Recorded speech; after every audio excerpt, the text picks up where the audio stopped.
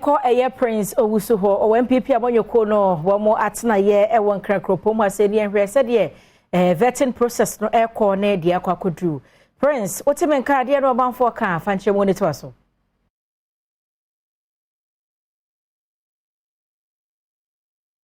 Trotro ye de ababe pimo e wo NPP amanyoko no office e wo kokomlemle bebi a wo mo eye wo mo vetting no every Monday e be pim enne enipa du ana NPP amanyoko no ahwe aye wo mo vetting de otoso last person na obepimo e wo NPP amanyoko no office eye kanemra shebedwene a wo Mampong Francis Addai-Nimo waba amampenifo atoto nano amasise de wafam awie one Adom TV Adom News in Central for twetwen komo de to dwa se bibia ekọ kama na de ono na ohwe enim se ye koyenim no amanyoko no betimi de niema egu akwan mu ananka wo manfo a wo mo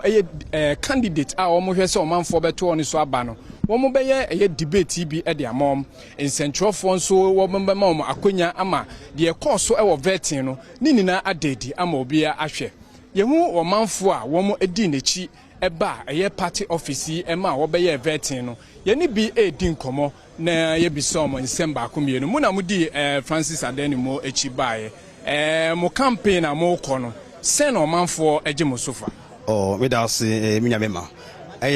yen Honorable Addai-Nimo, the engineer, the incoming president and the flag bearer of the NPP say the chair bonechi dom and na mebu say say wo akuma pa no pepa ema o man no ni party nti and I say don bebre edinachi eba obi ya nwoma yekofa ne fi baby and say yeko ha mu fi baby o ma ankasa mu do makuma mu bi fi mia holopi and ba beta na chi say papa o hwe na ya na so ade hu eso pa ye pa say we nya akense we kan ko ni di kan akọ 2014 otikan eko 9 years ni otikan eko otoso miensa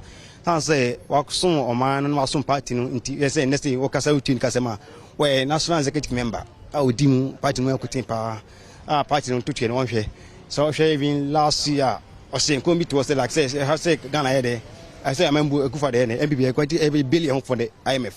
ni nyina o kan say bon to no o kan no penify so na chopem but do me mo tui na mo ko je eboae ene IMF at me ama party there etumi etumpon papa Addai-Nimo sanya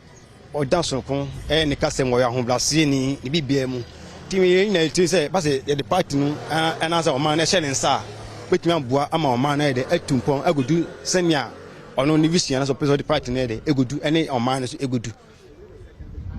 ye wa ha ye hu se eye general secretary de ma NPP amanyoko no Justin Kodua abepimo ewa ha national organizer Nana Boachi Nana B enso abepimo ewa ha ne etete ye ne se womo ebeye in Central for enhie mu na vet na sha se free Monday no de kopiem no womo e de ato ye in Central for enim enti ebekọ so a edi ekire Trotro eye ma me amedi mate ewo Trotro no meka se awe